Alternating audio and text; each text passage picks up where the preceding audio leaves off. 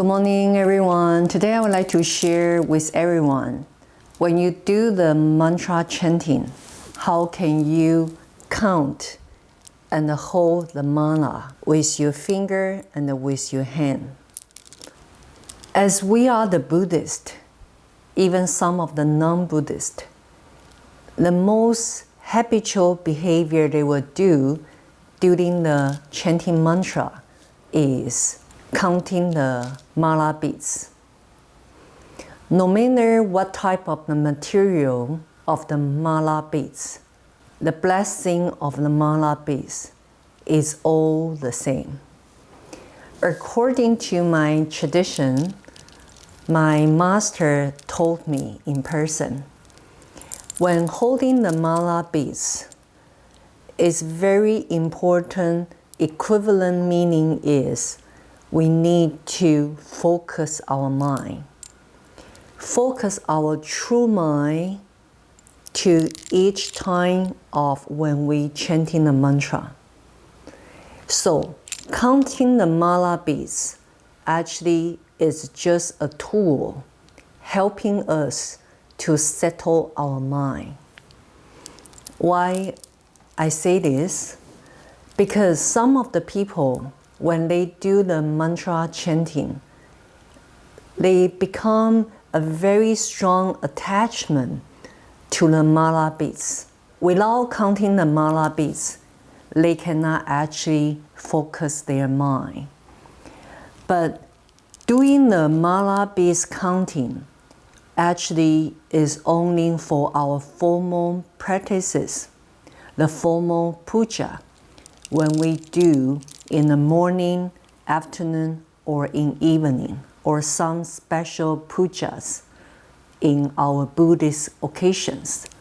So in lay people's practice, particularly for all of you, majority are lay practitioners, you don't need actually attach to the mala beads as part of your mantra practice. Because, for instance, myself, my experience, if I sometimes need to go outside, I don't actually holding my malas and counting the mala, but actually I do the silent mantra chanting. I circulate the mantra within my mind, in my heart, and I just chanting the mantra, each syllable by each syllable. For instance, if I chant Guanyin mantra, the heart mantra is 6 syllables of mantra. Om Mani Padme Hum. These 6 syllables of mantra, I will just focus on each syllable when I chant the mantra. And I visualize the mantra within my heart, central on my heart, central on my spine. So actually, in the casual practice, if I go outside or I even sometimes meeting my student, I still will chant the mantra silently in my mind. I use my mind to chant the mantra. I don't use mala beads as my tool to helping me to focus.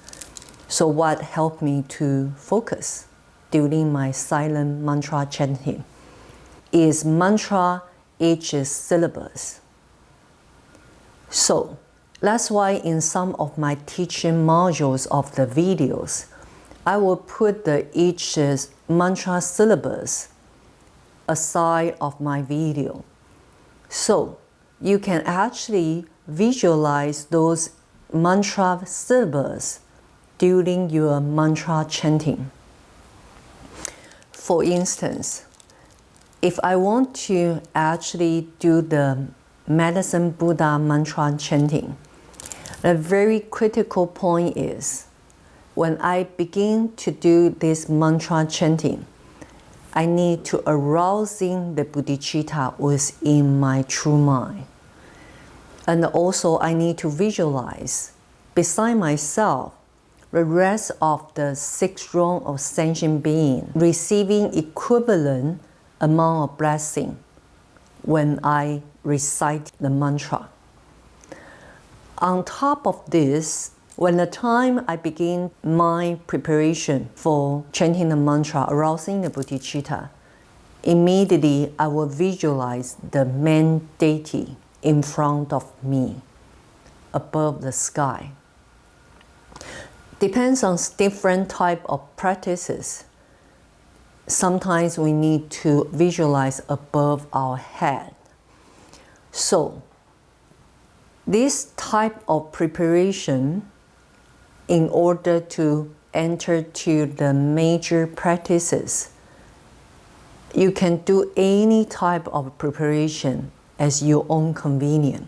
But the main intention is you need to arouse this mindset, benefit others. So it means we chant the mantra is not only to benefit ourselves. So that is a very critical mind arousing, like our true mind awakening. Then you can begin your mantra chanting. Let's say if you do 108 times, and then you begin to chant, and then you conclude this mantra chanting, you dedicate the merits, and then you conclude this short practice. Normally, when we do the formal pujas, formal practices, we will use the mala beads as my formal mantra counting. In these formal mantra practices, I'm not only need to arousing the bodhicitta and visualize the 6 rounds sentient being during my reciting the mantra, and I also need to visualize the mantra syllable itself in different color, and to arousing from the main deity's heart to blessing us and blessing rest of the 6 rounds. But different practice and different lineage, they have different oral transmission and oral instruction. So, as I already mentioned, chanting the mantra, the most important critical initiation is your bodhicitta arousing. And second, you need to also benefit others as part of your bodhicitta arousing preparation. And during your mantra chanting, conclude the mantra chanting, and dedicate the merits is also equivalent the same of the importance like arousing the bodhicitta. Why the conclusion of the mantra chanting is so important as well? Because during our visualization and our mantra chanting, when we conclude this entire mantra chanting, you actually require an actual conclusion prayer, which is the dedication merits prayer. And what are the 4 phases of the dedication merits prayer? The first is, I dedicate all the merits I generate during my practice or the mantra chanting. And not only the merits I generate, and also my past practices and the past life of practices. All the merits I has been accumulate this term of life, the current practice, and past lives. All the merits I will dedicate to the 6 rounds sentient being. Not only dedicate to 6 rounds sentient being, also will dedicate to those ones I care the most. The family members, for instance, parents or relatives or siblings. And on top of that, it's very important is you need to dedicate the merits. For instance, if you suffer in cancer, you need to dedicate to your cancer seal. And not only that, you need also dedicate to those patients, those people in this human realm who is suffer in cancer illness. They also can receive your merits. So this type of dedication, visualization, conclusion is very important. That's the first phase of the dedication prayer. And second, I rejoice all the merits of the 10 directional Buddha, Bodhisattva, all awakened ones. The virtues, their merits, I rejoice. And I sincerely admire their great virtues. I want to learn from them. I want to become one of them. So this is second phase of delegation prayer conclusion. It's giving you a great seed, awakening seed for the future and the next practice, and also for the future life awakening cause. So very important. And the third phase is to delegate. I wish my rebirth for the future life, either in Amitabha Buddha's Pure Land, or I rebirth in a human realm. I want to become the awakening one or awakened one, to bring all the virtues, teachings to all the being in need.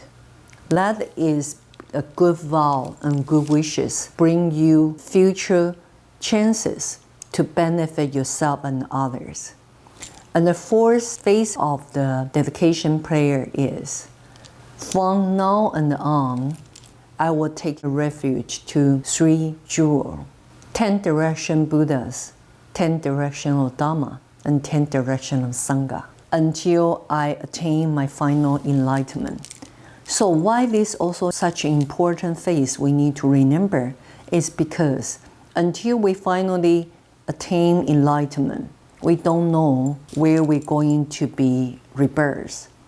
So by taking this vow to always take refuge to the 3 jewels, will ensure us we will be able to continue our practices and to continue to learn the teaching from the Buddhas and Bodhisattvas and Gurus for the future life until final awakening. So that is part of my sharing to all of you. During your practice, no matter it's a mantra practice or actual formal practices, you need to forego yourself. Sometimes you cannot be focused. Because when you worry too much about you are not being focused, actually you create another negative thoughts and a negative emotion toward your own practices. So remember, rejoice your own practice is a very important conclusion for each time of your practice. Even though those practices is not perfect one. Keep the positive mind, positive emotion, positive inspiration to each time of your prayer, your mantra chanting, and the conclude is the seed, the future seed of your next practice. So every time when you do actual practice, you will feel very joyful, peaceful, and a positive emotion because your past, previous, imperfect practice doesn't conclude with your negative emotion.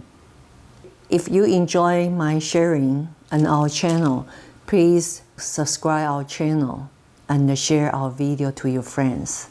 And thank you. Hope next time I'll see you again.